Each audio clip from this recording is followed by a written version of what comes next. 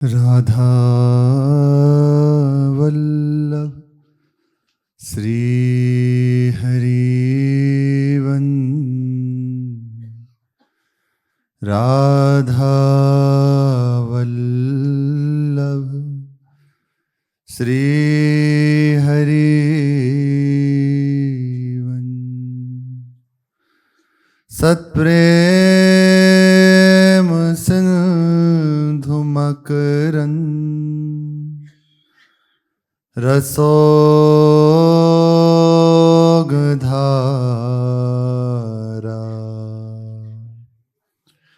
सारा नजश्रमभित स्रवदाश्रितेषु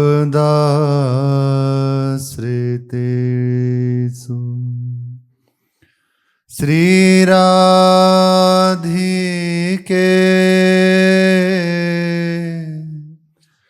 तव कदा चरणारविंदम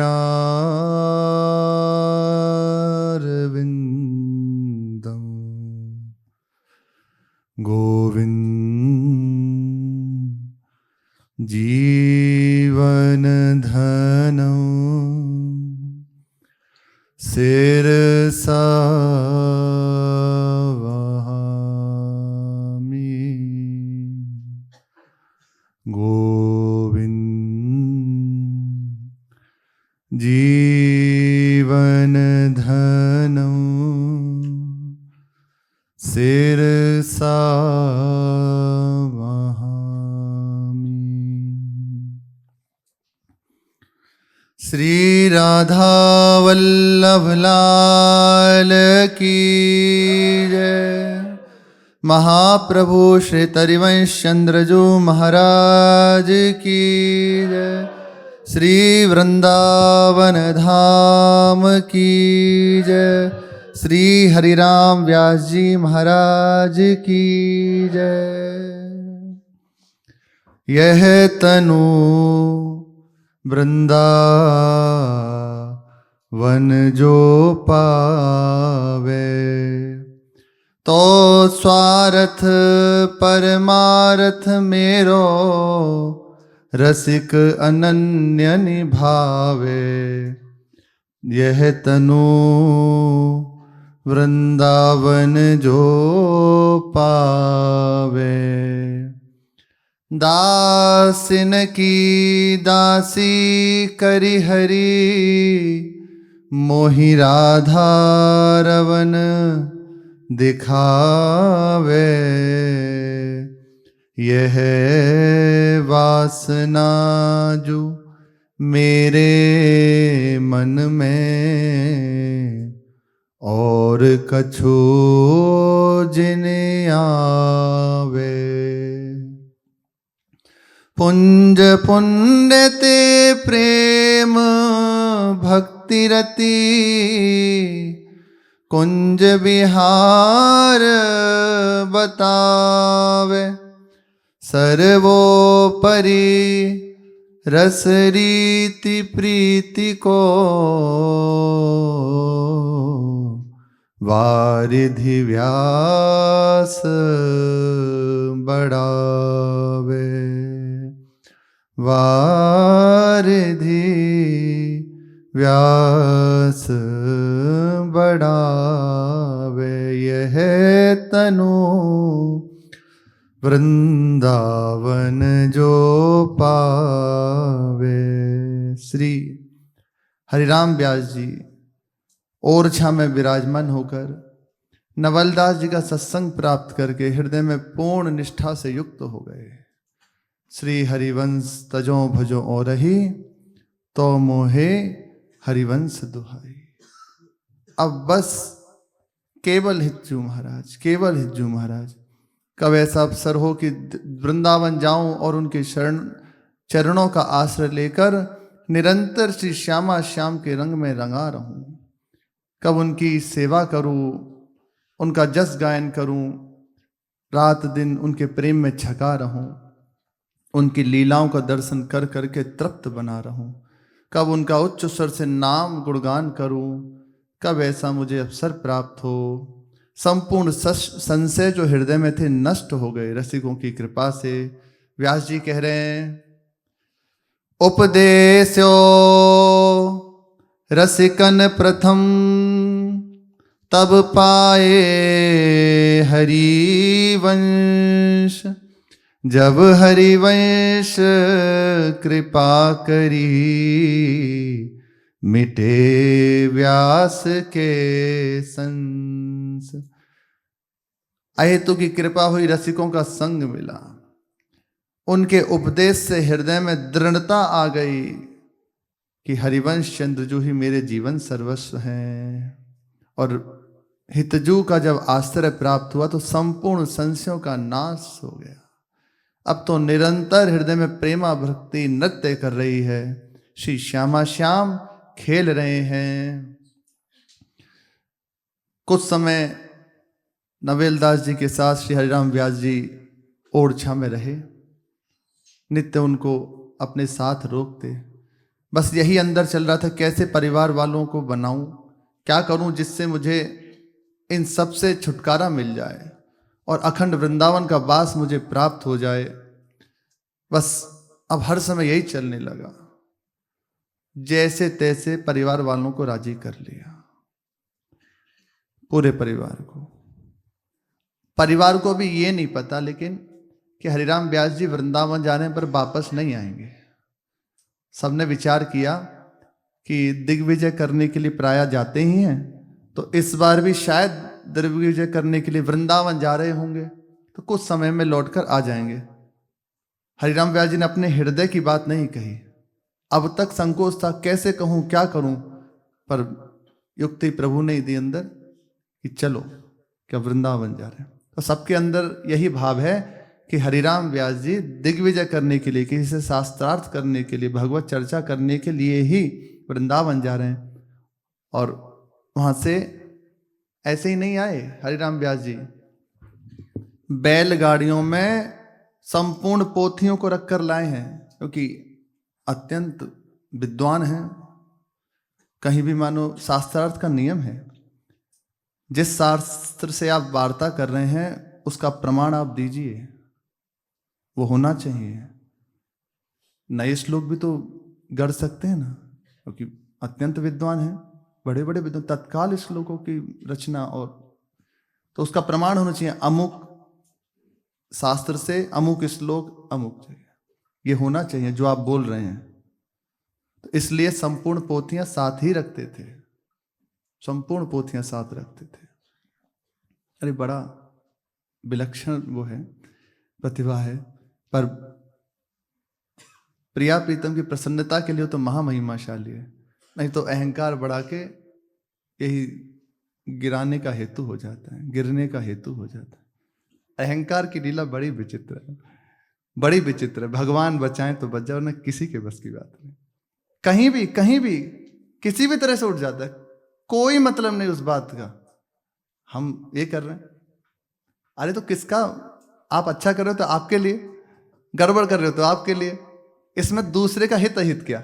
आप बहुत अच्छा नियम संयम से चल रहे हैं, बहुत अच्छा साधन पद्धति से चल रहे हैं, बहुत आपको जानकारी है, तो उसे भगवान की सेवा में अर्पित कीजिए, दैन्य होकर प्रभु की प्रसन्नता के लिए उसका उपयोग कीजिए। और उसमें ना उपयोग करके इस बात का कर लें कि हमें इतना है, अमुक को नहीं, देखो क्या इसका लाभ। ये मूर्ता है, कृपा हो बिना सत्संग के। इसीलिए कहा जाता है कि सत्संग सर्वोपरि है। सत्संग दर्पण है, आपको दिखाता रहता है कहाँ हो आप, देखो कहाँ हो। कोई दावा नहीं कर सकता, कोई दावा नहीं कर सकता ऐसा हो जाएगा, नहीं। राम कीन चाहत सोई होई, किसी के बस की बात। भगवान ना चाहे तो एक सेकंड बुद्धि विपरीत हो जाए, अब बस कबाड़ी उठाते डोलें। वो करुणा किए हैं, कृपा की हैं, इसलिए आपको बढ़ा रहे हैं आगे, आपको प्रतिभा दिए हैं, उसका सदुपयोग करें। विद्या का फल विनयम ददाती है, दैन्य हृदय, सबको सुख पहुंचाने का भाव, ऐसी महिमा। श्री गणेश दास जी महाराज अद्वितीय संत, अद्भुत महापुरुष, बुंदेलखंड की ओर ही विराजमान थे। श्री शरणानंद जी महाराज, ये बुंदेलखंड के आसपास के रहने वाले थे। बड़े प्रेमी महापुरुष, बहुत विलक्षण महापुरुष। श्री भगवती पराम्बा में इनका मातृभाव, और भगवान राम कृष्ण नारायण की चर्चा सुनकर बस नेत्रों से अश्रु प्रवाह करते थे। बहुत विलक्षण महापुरुष हुए। पूज्य श्री मलुकपीठ वाले महाराज जी, राजेंद्र दास जी महाराज, उनके साथ 1 वर्ष तक रहे हैं। 8-10 वर्ष के थे तब उनके साथी थे, नित्य उनकी सेवा में जाते थे। बस उन्होंने ऐसे घटना उन्हीं के मुख से सुनी है। वहां गए हुए थे श्री गणेश दास जी महाराज, तो वहां एक बहुत बड़ा यज्ञ हुआ उस स्थान पर, चारों ओर बहुत विशाल यज्ञ, और वो प्रधानता था कि पवित्र ब्राह्मणों के द्वारा हो।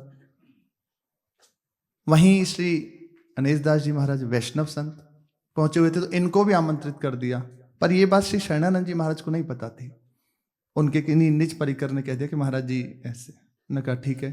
जब जाकर देखा तो अत्यंत सादा वेशभूषा, कोई ऐसे बाहरी चिन्ह नहीं, कोई भी ऐसा दिखावा नहीं कि पांडित्य का, ऐसा कुछ नहीं। और प्रकांड विद्वान भक्तमाल जी की टीका की है, साधारण बात है। भक्तमाल जी पे कलम चलाने का अधिकार सबको थोड़ी प्राप्त है। भक्तमाल जी की टीका दी, ऐसे महापुरुष महादैन्यता से, बिल्कुल साधारण से, तो ऐसे बाहरी सबको दिखाने के लिए उनकी प्रतिभा सबके सामने आए। उस समय बात चल ही रही थी। श्री पूज्य महाराज जी, मलुकपीठ वाले महाराज जी के माता पिता दीक्षित थे ही उनसे, और वे भी अब वृंदावन आने के लिए चल ही रही थी। जब देखा कि ये सहज सादा जीवन, तो कह दिया ठीक है, पर उनको अलग ही, जो और जगह हो रहा है ना उनके साथ नहीं, अलग बिठाना। उन्होंने कहा ठीक है। कहीं कोई ऐसा प्रश्न नहीं कि हमें तो बुलाया गया है, हमें आना चाहिए, कहीं नहीं। गए और किया। प्रसाद हुआ, तो प्रसाद का जो समय था, संपूर्ण ब्राह्मण जन विराजमान थे, प्रसाद पा रहे थे। तो श्री महाराज जी भी थे, श्री गणेश दास जी महाराज, और वे जैसे सब पालती मार के और आराम से, ऐसे ना, ऐसे नहीं, काग आसन में बैठ के प्रसाद पा रहे थे। काग आसन समझते हैं? दोनों पैरों को और ऐसे जोड़ के ऐसे जो बैठा जाता, ऐसे शास्त्रीय नियम है ये, ऐसे बैठ के पाने का। क्योंकि यदि कोई भी प्रसाद का कण ऊपर गिर गया तो फिर संपूर्ण वस्त्र का उतारने का विधान है, स्नान करने का विधान है। और प्रसाद के बाद स्नान नहीं किया जाता, प्रसाद पाने के बाद स्नान नहीं किया जाता। ये संपूर्ण शास्त्रीय नियम। इसलिए प्राय जो पुराने जन थे वे ऊपर का वस्त्र उतार कर तभी प्रसाद पाया करते थे। क्योंकि कोई भी कण यदि गिरा तो वो संपूर्ण अपवित्र हो गया, फिर से दोबारा स्नान करना पड़ेगा। ये है, इसलिए वस्त्र आदि उतारते थे। तो उनको देखा वो सहज भाव से। अब इसमें क्या है कि ऐसे नहीं आएगा, आप ऐसे ही आसन में बैठ के तो सीधा पत्तल के ऊपर ही आपका। अब वो उधर से दृष्टि घुमाते हुए सबकी, और ऐसे निकले श्री शरणानंद जी महाराज, और आकर देखा तो उनको प्रसाद, अब अटपटी रीति, यद्यपि शास्त्र रीति से हैं वो अपने उसमें, पर देखा सब चौकी लगी है और सब ऐसे, पर ये ऐसे बिगड़ गए, बहुत बिगड़ गए। पहले ही हम कहते थे क्या किसको बिठा दो, बहुत अच्छे से उनको बहुत फटकारा। एक बार ये नहीं कहा, कोई सफा नहीं, चुपचाप सुनते रहे। जो कहा फिर बाद में वो शांत जब हो गए डांट के, तब कहा महाराज जी बहुत विनम्र भाव से कि हमारा जो ऐसा कोई भाव नहीं है, और ये कोई हमारा मनमानी आचरण नहीं है। एक एक बात जितना उन्होंने कहा संपूर्ण शास्त्र से लेके प्रमाणित किया। इसलिए प्रसाद में ऐसे पा रहा हूं कि यदि कोई भी कण गिरा तो फिर स्नान करना पड़ेगा। अच्छा, स्नान करने में कोई परेशानी नहीं, लेकिन प्रसाद के पास बात तत्काल, आज प्रातकाल भी महाराज जी कह रहे थे कि स्नान नहीं करना चाहिए 1 घंटा तक, ऐसा 3 घंटा तक, हाँ 3 घंटे तक स्नान नहीं करना चाहिए प्रसाद पाने के, क्योंकि फिर पित्त बढ़ जाएगा। तो नियम है, इसलिए हमने स्नान ना किया जाए, इसलिए बहुत सावधानी पूर्वक प्रसाद पा रहे। इसलिए तो इस आसन में बैठे। वो जब देखा कि इतना हमने डांट दिया और कोई भी मुख पर एक रेखा नहीं, थोड़ी सी भी सिकन नहीं इस बात की कि अरे हम कोई मन से थोड़ी आए, आप ही ने तो बुलाया, अरे हमारा भी आश्रम है ऐसा ऐसा, अरे हम भी अमुक हैं, ऐसा कहीं नहीं। आंखों से अश्रु बहना शुरू हो गया और बुलाया उनको, हृदय से लाकर कहा कि बस यही मैं देखना चाहता था, यही है पहचान। और फिर पूज्य महाराज जी के माता पिता से कहा बिल्कुल ठीक जगह है, जाओ आशीर्वाद देते हैं, बिल्कुल ठीक जगह आपको चाहिए। तो कहीं भी इतनी भी नहीं अपनी सत्ता, बिल्कुल प्रभु जैसे। ये खास बात है, ये आ जाना यही है पूर्ण साधुता जीवन की। कसौटी तो कसी जाती है और इसमें उतर पाना नहीं तो एक सेकंड में, अरे इतना सुनने चलो छोड़ के, हम आपके उसके वो थोड़ी हैं, अरे बहुत हमारी जगह, बस गए, ये नहीं, चुपचाप बस रहते रहे। इसीलिए महापुरुषों की महिमा है, इसीलिए कहा जाता है बिना भक्तमाल भक्ति रूप अति दूर है। बिना भक्तों के संग से ये प्राप्त नहीं होता, बिना भक्तों के संग के ये प्राप्त नहीं हो सकता।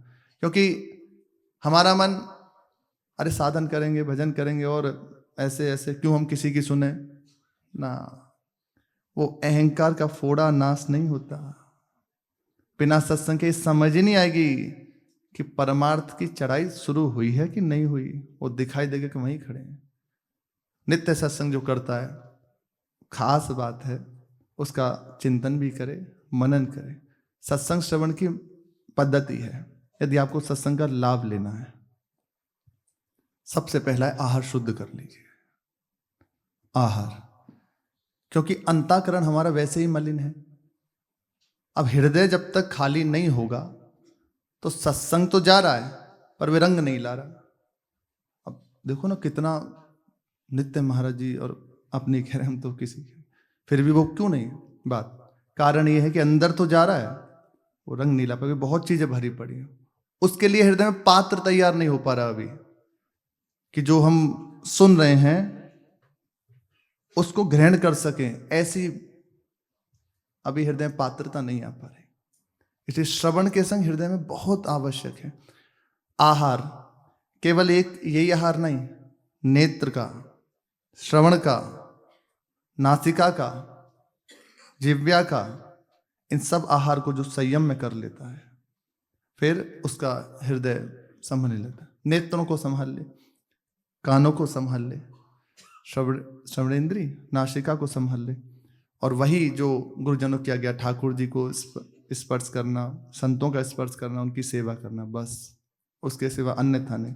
तो देखो हृदय में पात्रता जागृत होने लगेगी, सत्संग श्रवण होने लगेगा, समझ में आने लगेगा। नहीं तो सुनते तो हैं पर नींद आ जाती है, थोड़ी देर बैठे और समाधि में गए, ऐसा ही तो होता है। क्यों इतना महिमाशाली सत्संग हो रहा और नींद आ रही है? कारण क्या? यही है कारण, स्थान नहीं है अंदर। वो सब जैसे बहुत को सुनाओ ना ऐसे भरा, नहीं तो 24 घंटे मत सो, पर चित्त आपका है तो वहीं लगा रहेगा, एक सेकंड नहीं आ सकती। अपने गुरुजन देखो सामने ही है, नहीं आ सकती, क्योंकि प्रियता हो रही है, हृदय में वो वस्तु ग्रहण हो रही है। आप सेवा कर रहे हो, कुछ भी कर रहे हो, बड़ी से बड़ी एकदम तन्मयता की सेवा, पर अभी सत्संग चल रहा है तो पूर्ण चित्त उधर लगा हुआ है, पूरा चित्त, एक एक शब्द जो सुनाई दे रहा है, एक एक शब्द जो कहा जा रहा है, वो अंदर से बस ग्रहण होता जा रहा है। क्यों? क्योंकि हृदय में वो सामग्री है। इसलिए सबसे पहला आहार, आहार श्रवणेंद्रिय आदि इनका, फिर सत्संग श्रवण। जहां सत्संग श्रवण होने लगा, हृदय में वो ग्रहण होने लगा, तो अब भजन करने के लिए विचार नहीं करना पड़ेगा, चिंतन करने के लिए हृदय में लड़ना नहीं पड़ेगा। सहज रूप से नाम, वाणी जी, प्रिया प्रीतम चिंतन चलने लगेगा। उसका है ही, सत्संग का फल ही है प्रभु के चरणों की अखंड स्मृति। नित्य सत्संग जो करता और इस पद्धति से करे कि अंदर उतरे, तो निश्चित निश्चित निश्चित अखंड स्मृति से युक्त हो जाएगा, कोई और साधन ना करे। महामहिमाशाली है सत्संग, विशेष महिमा।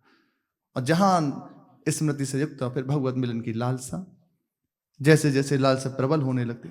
हरिराम व्यास जी के जीवन चरित्र में देखिए, या किसी भी महापुरुष का चरित्र देखिए, सुना ही तो वो शब्द अंदर गया और हृदय में खलबली मचा दी। वृंदावन की लालसा जागृत कैसे हुई? उपदेशो रसिकन प्रथम, कह रहे हैं ना, आप ही अपने मुख से कह रहे हैं, तब पाए हरिवंश। और जब हरिवंश कृपा करी, मिटे व्यास के संपूर्ण संशयों का नाश हो गया। ये है पद्धति। इसलिए हम कई बार लाभ से चूक जाते हैं। और सत्संग है इस पद्धति से जो करता है, तो निश्चित उसके हृदय में विनम्रता, सद्गुण जिससे प्रभु रीझते वो आने लगते हैं। अहंकार हटने लगता है। अहंकार हटा, बस अब कुछ नहीं करना। अहम है जब तक परेशानी है सारी, बहुत परेशानी है। जहां अहम ठीक हुआ, बस अब परेशानी लहर लहर हरि आस हमारे। तो श्री हरिराम व्यास जी अत्यंत दैन्यता से युक्त, अत्यंत उत्कंठा से युक्त हो गए वृंदावन की प्राप्ति लिए। परिवार वालों से कहा अब हम वृंदावन जा रहे हैं। उन्होंने सहर्ष अनुमति दे दी कि ठीक है आप जाइए। और श्री नवलदास जी के साथ कार्तिक लगत वृंदावन आए, नवल रसिक संग लिए सुहाए, मंदिर माझ गुसाई पाए, दर्शन करिके नैन सिराए। हितजू प्रभु पाकहि विस्तरहि, व्यास कहहि हम चर्चा करहि, तबहि टोकनि धरी उतार, अग्नि बुझाई लगिना बार, व्यास कही। श्री नवलदास जी के साथ हरिराम व्यास जी वृंदावन आ गए। कार्तिक मास में विक्रम संवत 1591 श्री वृंदावन में श्री हरिराम व्यास जी नवलदास जी के साथ आए। और नवलदास जी के साथ साथ मदन टेर जहाँ श्री महाप्रभु जी विराजमान, वहाँ आए। नवलदास जी ने जाके प्रथम महाप्रभु को प्रणाम किया, देखते ही साष्टांग प्रणाम और विनय करी।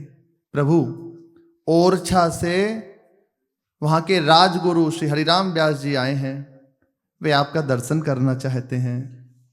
हरिराम व्यास जी की जब बात सुनी तो महाप्रभु ने प्रसन्न होकर ऐसे देखा और नेत्रों से अनुमति दे दी कि हाँ बुला लाओ।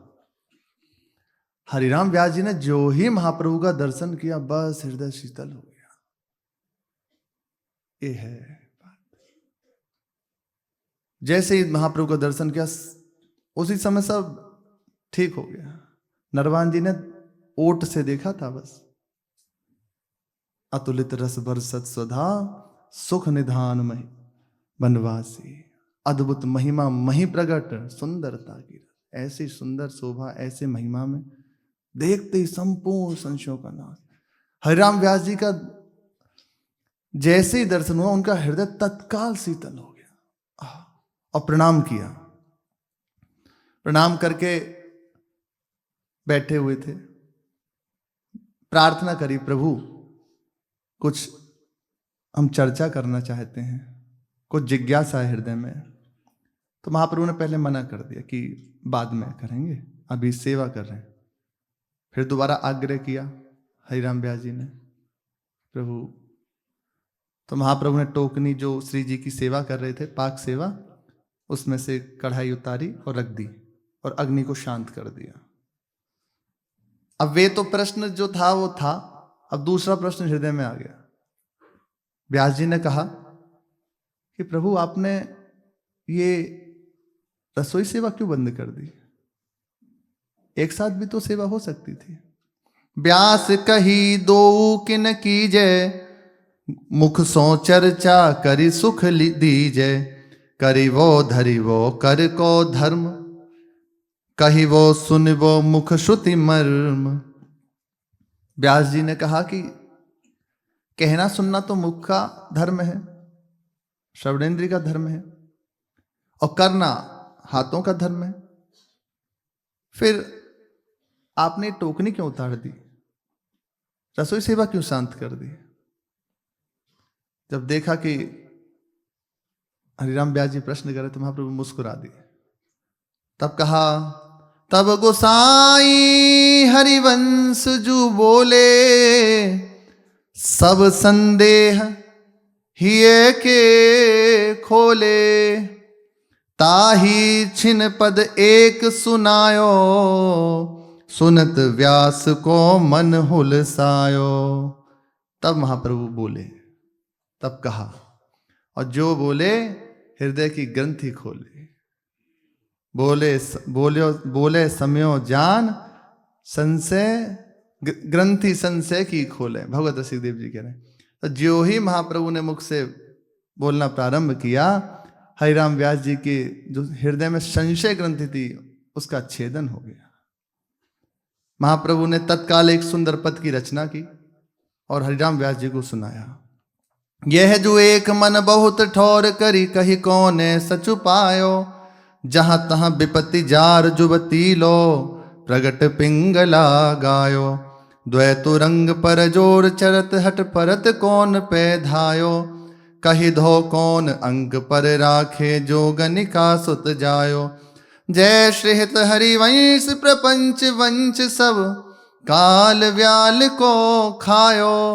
यह जिय जान श्याम श्यामा पद, कमल संगी सिर नायो। श्याम श्यामा पद, कमल संगी सिर नायो। कहा कि मनुष्य को एक ही मन मिला है। भगवान ने मनुष्य को एक ही मन दिया है। उसको एक ही समय में यदि दो जगह लगाओगे तो सुख कैसे प्राप्त होगा। संसार का भी आनंद ले ले और भगवान का भी, ऐसा नहीं हो सकता।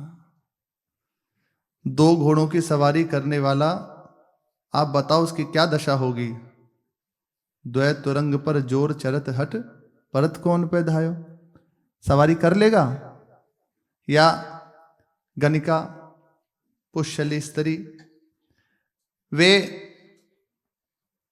अनेकों पुरुष से रति करती है, क्या उसे सुख प्राप्त होता है। बस शांत होकर सुनते जा, जैसे जैसे बोल रहे हैं वैसे वैसे हृदय शीतल होता जा रहा है। ये बताओ कि गनिका के पुत्र को कौन अपने अंक में रखेगा, कौन उसे अपनी संतान कहेगा। इसलिए इस एक मन को अनेक जगह ना लगाकर केवल भगवान के चरणों में अर्पित कर दो। आप देखते हो कि संसार का कार्य कैसे होगा यदि हम मन भगवान में लगा देंगे। तो इतना निश्चय जान लो, ये संपूर्ण संसार प्रपंच काल रूपी व्याल अर्थात काल रूपी सर्प के द्वारा खाया हुआ है। प्रपंच वंच सब काल व्याल को खाया। ये संपूर्ण संसार प्रपंच काल के द्वारा खाया हुआ है। तुम जिसे कहते हो यदि हमने इधर चित्त लगा दिया, भगवान की सेवा करना शुरू कर दिया, भगवान का भजन करना शुरू कर दिया, तो अब हमारा संसारी कार्य कैसे होगा। तो ऐसा समझ लो, ये संपूर्ण काल के द्वारा ग्रसित है संसार। एक क्षण में नष्ट हो जाएगा और तुम कुछ नहीं कर पाओगे। ऐसा ही तो होता है। पुत्र बड़ा प्रिय है, पत्नी बड़ी प्रिय है, अब वो एक क्षण लगा गई, अब बस बैठे, कुछ नहीं कर सकते। क्या हुआ, कुछ कर लिया। जितना घाटा अगर हो गया कि बहुत चिंतन होता है कि ऐसा करके ऐसा धन बढ़ा देंगे, फिर तो करोड़ लाख और जाने कहाँ कहाँ तक पहुंच जाते हैं, और देखा जहां थे वहां से भी गिर गए। ऐसा ही तो होता है। बस घाटा हो गया, रोक पाए। इसलिए मन को भगवान के चरणों में लगा दो, और जो सेवा आपको मिली है उसे भगवान की प्रसन्नता के लिए करो। सीधे प्रिया प्रीतम के चरणों में चित्त अर्पित करना बड़ा कठिन है। इसलिए जो प्रिया प्रीतम के अनुरागी प्रेमी जन हैं, जिनका चित्त श्री श्यामा श्याम के अनुराग में रंगा हुआ है, उनके चरणों में अपने चित्त को लगा दो। यह जिय जान श्याम श्यामा पद, जिनके हृदय सरोवर में श्री श्यामा श्याम रूपी हंस कलोल करते रहते हैं, ऐसे प्रिया प्रीतम के अनुरागी प्रेमी जनों का सानिध्य स्वीकार करो। उनके चरणों में अपने मस्तक को रख दो। निश्चित निश्चित ऐसी दुर्लभ स्थिति तुम्हें प्राप्त हो जाएगी। यह सब नासवान है, काल रूपी व्याल का ग्रास है। इसमें अपने मन को ना लगाकर परमानंद स्वरूप श्री प्रिया प्रीतम के चरणों में अपना मन लगा देना चाहिए। श्री श्यामा श्याम के चरणों में मन लगाने का एकमात्र उपाय है, अत्यंत सहज उपाय, इससे कोई सरल उपाय नहीं। उनके चरण कमलों से प्रीति रखने वाले जो रसिक जन हैं, उनके चरणों में अपने मस्तक को अर्पित कर दो, उनकी शरणागति स्वीकार कर लो, उनके द्वारा जो उपदेश है उसको जीवन में स्वीकार कर लो और चलो, निश्चित तुम्हें प्रिया प्रीतम की प्राप्ति हो जाएगी। बस हरिराम व्यास जी का हृदय अत्यंत प्रसन्न हो गया। जय जय प्रश्न व्यास उर हीजू, यह पद सुनी एको न रहीजू। जैसे ही ये पद का श्रवण किया तो जितने प्रश्न थे अब एक भी नहीं रह गया, सब प्रश्न का समाधान। तजी प्रपंच सत असत जु भाख्यो, हुए अनन्य दंपति मन राख्यो। 300 चर्चा कैसे कीजे, अब तो चरण शरण गहि लीजे। काल ग्रसित प्रपंच को अंत, प्रभु के भक्त जो नित्य अनंत। यह उपदेश व्यास को भयो, दो कर जोर पगन सिर नयो। श्री हरिराम व्यास जी को जैसे ही उपदेश प्राप्त हुआ, संपूर्ण हृदय के जो प्रश्न थे उनका समाधान हो गया। महाप्रभु के चरणों में साष्टांग लौट गए, कहा प्रभु मुझे आज्ञा करें, क्या मुझे अब करना है, कोई मेरा प्रश्न नहीं, सब प्रश्नों का उत्तर मिलेगा। महाप्रभु ने कहा कि श्यामा श्याम के अनुरागी प्रेमी जन हैं, उनको अपना जीवन धन बना लो, उनके चरणों में अपने मस्तक को अर्पित कर दो। उपदेश मिला कि आजीवन भक्तों का सेवन करो, उनकी सेवा करो, उनको ही अपना इष्ट मानो, भक्तों को ही अपना इष्ट बना लो। हरिराम व्यास जी ने लिखा ही है, मेरे इष्ट हैं, मेरे भक्त हैं देई देव। मेरे तो भक्त ही देवी देवता हैं, सब कुछ मेरे भक्त ही हैं। उत्कर्ष तिलक अति दाम को, भक्त इष्ट अति व्यास के। परम इष्ट हमारे भक्त ही हैं। ये महाप्रभु की कृपा से उनके हृदय में जागृत हो गया, हृदयंगम हो गया, दृढ़ता आ गई। व्यास बड़े हरि के जना, जिनको ही गंभीर। अपनों सुख चाहत नहीं, हरत पराई पीर। अपनों सुख चाहत नहीं, हरत पराई पीर। बलिहारी है प्रभु के प्रेमी जनों की, यही बड़े हैं, यही सच्चे हैं। इनकी ऐसी दिव्य रहनी, इनका ऐसा दिव्य स्वभाव, इनका हृदय ऐसा गंभीर है कि अपना सुख नहीं चाहते, अपने उपदेश से, अपने दर्शन से, अपनी कृपा से सदैव दूसरों का हित ही करते रहते हैं, दूसरों के दुख का हरण करते रहते हैं। ऐसे भगवत प्रेमी महापुरुषों की जय जयकार हो। बार बार श्री हरिराम व्यास जी प्रणाम करते हैं, महाप्रभु के चरणों में अपने मस्तक को पधरा दिया और उसी समय वंदना करते हुए, अत्यंत विद्वान है, महाविद्वान है, ये पद गायन किया। नमो नमो जय श्री हरिवंश, रसिक अनन्य वेणुकुल मंडन, लीला मान सरोवर हंस। नमो जयति श्री वृंदावन, सहज माधुरी रास विलास प्रशंस। आगम निगम अगोचर राधे, चरण सरोज व्यास अवतंस। नमो नमो जय श्री हरिवंश। नमस्कार है, नमस्कार है, महाप्रभु हरिवंश चंद्र जी की नमस्कार है, उनकी जय जयकार है। रसिक अनन्य वेणुकुल मंडन, रसिकों के अनन्य, रसिकों के मुकुटमणि श्री महाप्रभु हरिवंश चंद्र जी की जय हो। ये मान सरोवर हंस हैं, अर्थात रसिकों के मन रूपी सरोवर के हंस श्री हितजू महाराज की जय हो। वृंदावन धाम की जय हो, ऐसे दिव्य रास विलास की जय हो, ऐसे श्री श्यामा श्याम की जय हो। बार बार प्रणाम करते हैं और कहा, प्रभु शिक्षा दे के दीक्षा दीजय, अब तो मोहि आपनों की जय। अब कृपा कीजिए, मुझे चरणों में स्वीकार कर लीजिए। अब तक नहीं कहा था, अब कहा।